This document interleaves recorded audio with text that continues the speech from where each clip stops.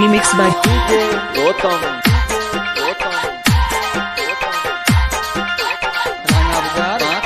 Shivanshu recording studio बानावर Kishorganj.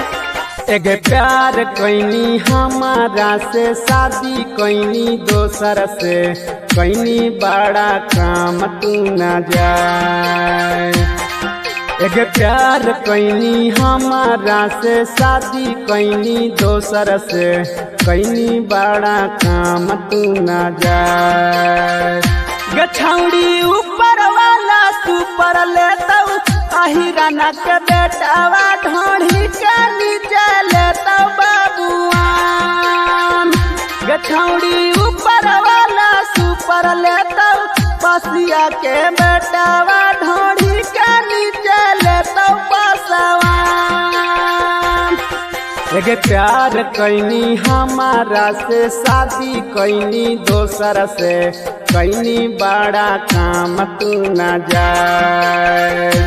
Darling ऊपर वाला सुपर लेता अहिरा के बेटावा ढोढ़ी के नीचे लेता बाबुआन। डार्लिंग ऊपर वाला सुपर लेता बसिया के बेटावा ढोढ़ी के नीचे लेता चौहान। अपना चीज पर ना कैनी कंट्रोल लगे छौड़ी। अपना चीज पर ना कैनी कंट्रोल लगे छौड़ी। तू रोशन में से डालनी पेट्रोल लगे छौड़ी। तू चंदन में से डालनी पेट्रोल लगे छौड़ी।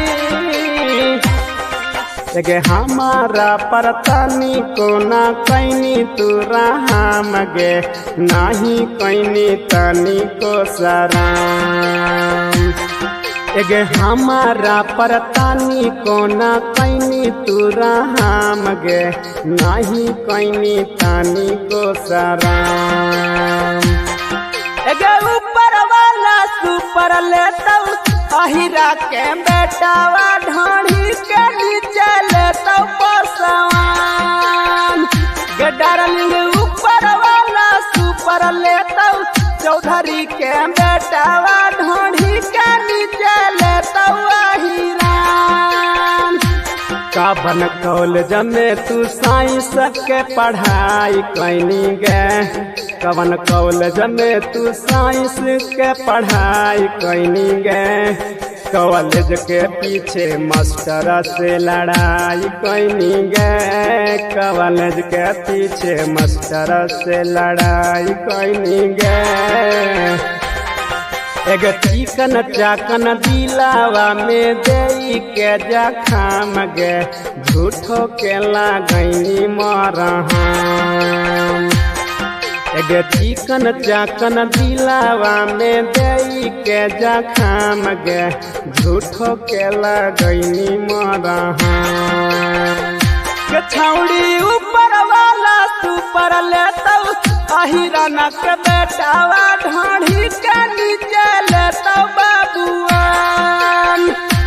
छौड़ी ऊपर वाला सुपर लेता बसिया के बेटावा ढोढ़ी के नीचे लेता बाबुआन।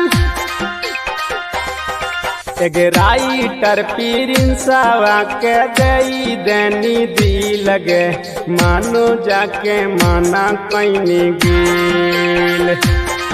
एक चंदना राइटर के दई देनी दी लगे मानो जाके माना कैनी गिल। डार्लिंग ऊपर वाला सुपर लेता अहिरा के बेटावा